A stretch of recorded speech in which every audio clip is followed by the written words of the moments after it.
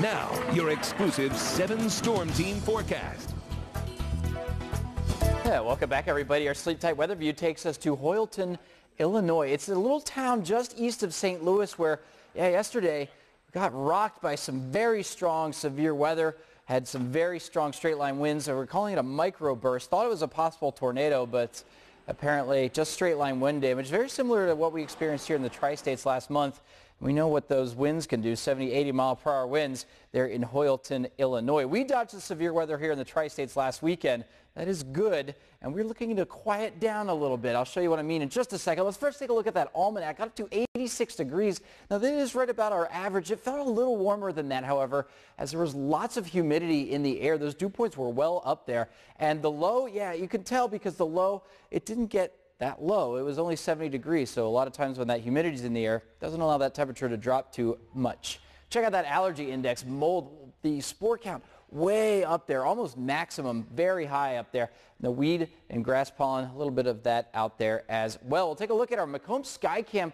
I'm seeing a few showers kind of show up here. I can tell these cumulus clouds might have a little bit of rain in them right now. And yeah, it's just some clouds overhead. 78 degrees is the actual temperature. That dew point is quite up there, though, at 69 degrees. Humidity percentage 72. Do have north winds right now, and that is going to be changing our weather here in the future. We'll take a look currently across the area. Everybody in the 80s, lower 80s to mid 80s. Actually, I lied. 78 degrees in Macomb. You guys are actually the cool spot right now with that cloud cover and the showers. You can see them just kind of rolling in ever so slightly. There was just a few heavier downpours here and there. Looks like they're kind of weakening as they do make it their way to the southeast. So far, we've been pretty lucky here. We've actually had showers form to our south there. Those have been giving off some heavy downpours, and then just off to our north and east. But so far, we've remained dry in the viewing area. Now, let's put that forecast in motion here.